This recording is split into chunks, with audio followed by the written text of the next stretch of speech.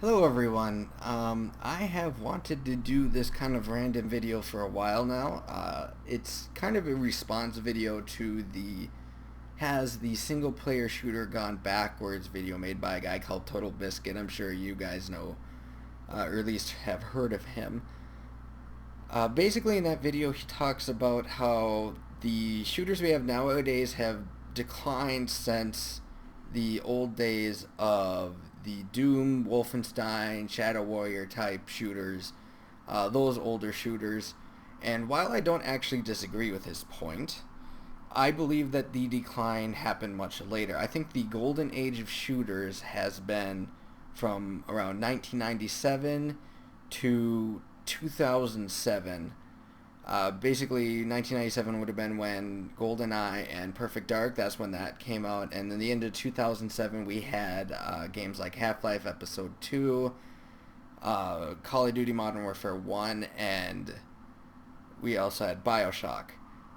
Pretty much that 10-year time period, I feel that there were a lot of good games, a lot of good shooters that came out during that time, specifically single-player shooters. And I'm actually going to show you my favorite shooter. Half-Life 2 comes pretty close, but this is my favorite shooter, Medal of Honor Allied Assault. And I'm going to show you my favorite mission in the game, which is the Omaha Beach Landing. Basically, the Omaha Landing in this game was the first... I'm pretty sure this was the first shooter to ever do the Saving Private Ryan-esque beach landing in any FPS. Now, just to give you a little bit of backstory in this game, it was developed by the developers 2015 Incorporated. Now, I'm sure you've never heard of these guys, or maybe you have only because of them on the Medal of Honor games, but these guys actually left EA and then went to Activision, and they created Infinity Ward, which, as you know, created Call of Duty. And then they left Activision and went back to EA, and now they're creating Titanfall, which looks to be a pretty decent shooter in its own right. So it was just a little backstory, interesting back and forth that I find kind of ironic.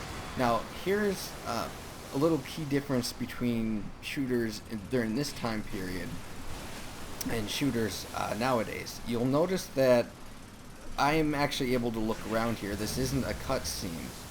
Granted, I can't move around because, you know, everybody's kind of in the way, but control has not been lifted from me. It hasn't taken me out to basically watch a movie, which is, in my mind, the key difference. And I'll even show you further here once we get this landing started. And now, the first thing that you notice is I haven't lost any control yet.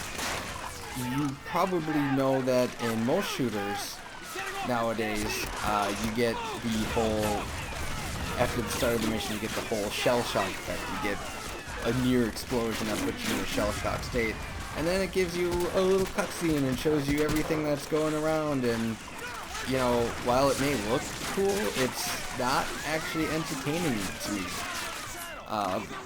But, you know, let's take a look at this game here. I haven't been released control at all. I haven't gotten any cutscene. All this action, while certainly scripted, is happening around me. It's naturally occurring around the player. It doesn't take me out of the action at all with a stupid movie.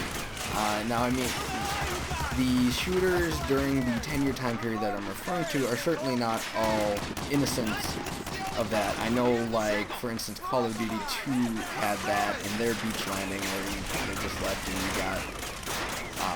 you got that shell shock effect. You just looked around and saw everybody getting shot to pieces and everything. Which, to a certain extent, is fine, but nowadays it happens so often that it just becomes stupid. But like I said, like, all this action happening around this, it's just happening around me. I am not taken out of the game at all to watch a cutscene, and that's the key difference. It's pacing. I keep moving up the beach. I keep watching people get shot to pieces. Here's a radio guy calling in for support, and yeah, it's all scripted. But the difference is that it's happening around me. It's not a cutscene, and that's the big difference here. And the shooters during that 10-year period that I'm referring to, the reason I like them better is because the older shooters, while I do like them, they had great level design, which I won't argue against. They never really had much context to why you were shooting everything. It was just kind of like, here's a big level, and shoot a lot of people and stuff. And, you know, that's fun and all, but, you know, I do like to have some context of why I'm shooting people. Now, I skipped the briefing for this mission, pretty much because I didn't read it for you guys. But the context of pretty much all these missions is just, you know, you're a dude in World War II, and you gotta do missions, and they give you the briefing of the mission, and you go do it, and there's some context to it. And it also has pretty good level design, which is also something that the older shooters have. And it is included with the exposition, which is why I feel it's a lot better. It also helps that the technology got better too. But that's the key difference. It has story. It's not stupid story like you have nowadays, where they try to have some deep meaning behind it or something like that. It's just standard. Hey, I'm a guy. I'm a soldier. I'm not really anything special. I'm just kind of serving in the secret forces, and you know, that's just how it is. Now, you notice, like, up until now, I hadn't fired a single shot, and I have had more fun during that 5-ish minute period than any other most shooter there, and I didn't fire a single shot at all, and up until that point where I was covering myself from the machine gun. Now here's the point where basically we just have to cover these guys. Now here's the difference too. You know how Call of Duty is with its whole, we gotta do the exposition before the NPC opens a door before you can advance. This kind of was to a certain extent, and I do kind of have to wait for this guy at least to give me covering fire to go into the trenches. But I'm going to quickly reload this to this point, and I'm basically going to show you that I can actually advance with these guys. There's nothing preventing me from going with these guys that you get in a lot of modern shooters, where you have that invisible wall or door that can't be opened before you can advance. And as you can see, I can advance just perfectly right now. You also notice that I found this sniper rifle in this trench, which is really nice and helpful. And there is a certain amount of exploration in these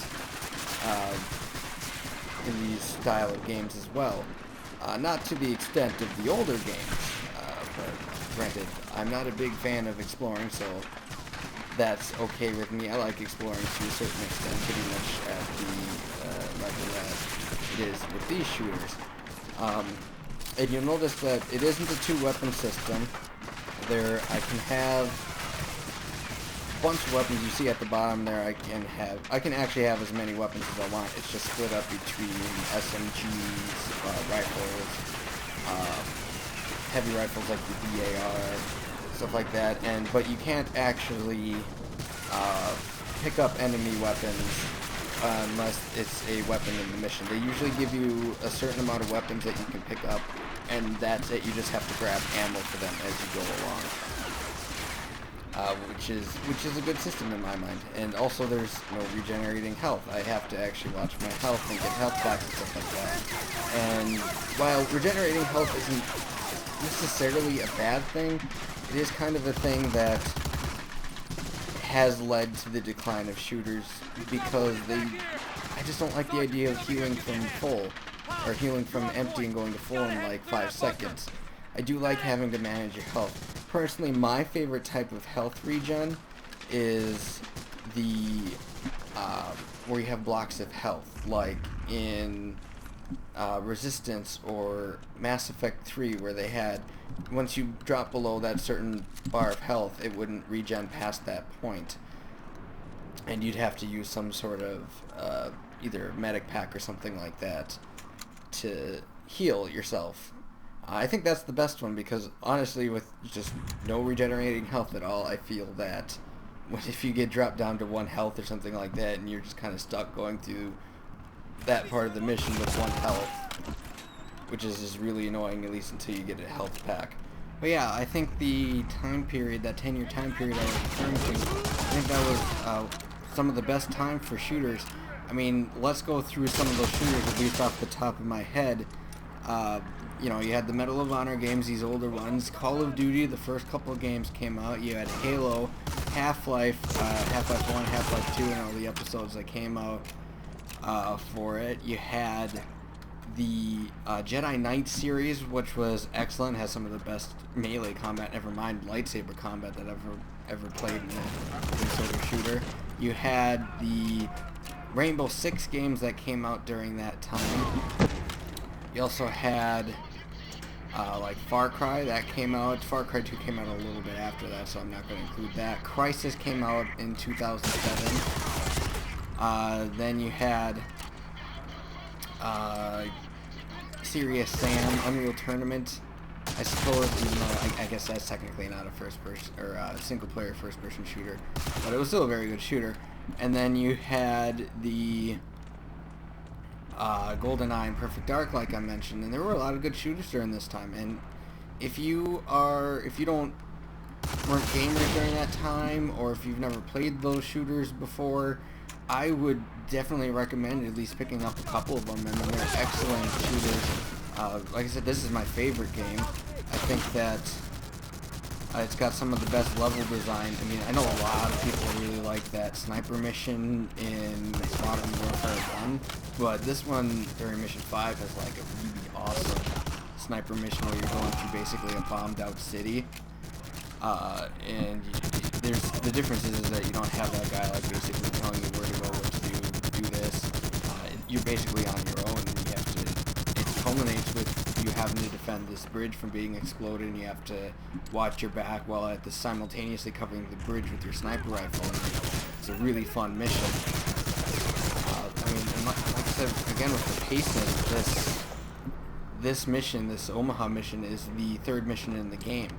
It's not right away, like in a lot of shooters where they give you that boom, hey, we're gonna give you that big intense moment that you need right away.